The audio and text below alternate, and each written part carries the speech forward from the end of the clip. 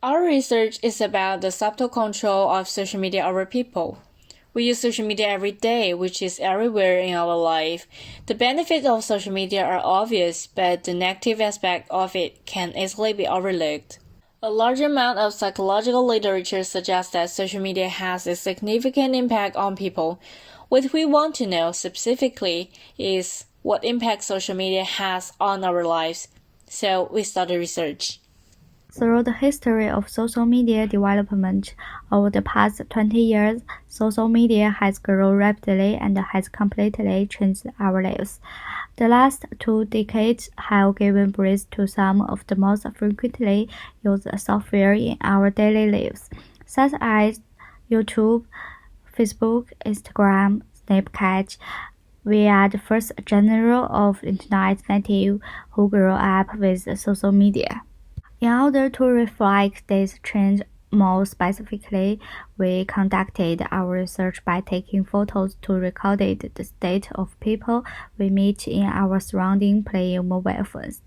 From the picture information, such as the status of the person, age, time, location, we find that everyone is playing mobile phone anytime and anywhere. Furthermore, we explore the extent to which social media use affect people. Is it related to screen usage time? So we did some surveys starting from the length of screen usage time. We conducted a series of investigations from different angles. We found that social media basically affect people, but the degree is different. Moreover, the longer people use the screen, the greater the psychological impact will be. Then we investigate the impact of social media from the perspective of age. We conduct one-to-one interviews with people of different ages. Through this interview, we found that the seniors play with their cell phone just for entertainment and without any influence of social media. The middle-aged are moderate with their cell phone time usage and barely affected. Young people and teenagers spend the most time on their mobile phones, and they're also the most vulnerable to social media influence. Next, we did a set of experiment called A Day Without Cell Phones. On this day, Owen and I were banned from using cell phones. That's how we spent this day. I had a really positive day. I feel like I was surfing social network for information that I was wasting my time with. There were so many things I could do after I stopped using my phone. The next day, when I realized I hadn't missed any of the important message or news, I began to reflect my ineffective social. I had a productive day and learned a lot. I feel like I not only have more time to spend with my family, but I have also increased my productivity in life. I still want to play on my phone, but I don't miss anything important when I'm away from it. On the contrary, we also did a set of experiments that we forced ourselves to use our mobile phones all day long. I found myself with really bad FOMO symptoms, which is the fear of missing out. In this day, I saw almost all of my friends' moments and want to buy so many stuffs that I fill up my cart throughout the day. Then I would open a lot of unnecessary apps, basically just want to pass the time. Also, I found TikTok to be a really time-eating monster.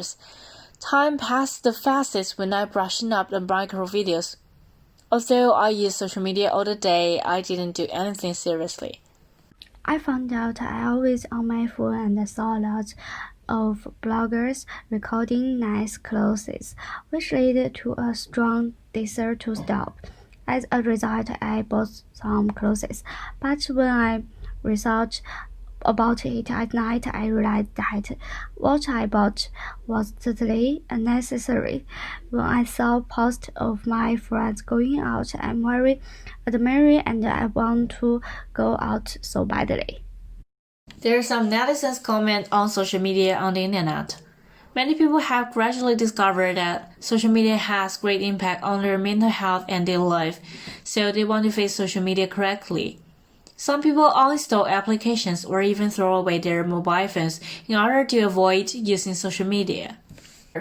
There are many typical cases that are seriously affected by social media. For example, Sully suffered cyber violence and committed suicide due to depression. There is also 15-year-old netizen who think she's not good looking enough as well as want to be famous on social media. So, she often had plastic surgery and spent a lot of money. Singer Ed Sheeran quit social media because he felt he was spending a lot of time on it and want to feel the world for himself. Through this research, I also have a great influence on myself because I often waste a lot of time on social media. While doing research, I also reflected on myself, and I also learned a lot in this research, and I learned how to first-hand research better. I hope I can have a better promotion next time. After the research, I gradually got used to using primary research method and realized what practice-led research is, why, and how to do it. It's also a good opportunity for me to reflect on myself, to think about the balance of social media in my life. There are 2 points in our proposition. First, we hope that everyone could balance real life and suffering on social media. Second, we hope that we should pay attention to and treat properly the emotions that are easily overlooked in the use of social media.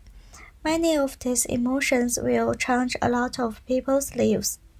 Our recommendation is we hope that everyone will treat social media just a tool.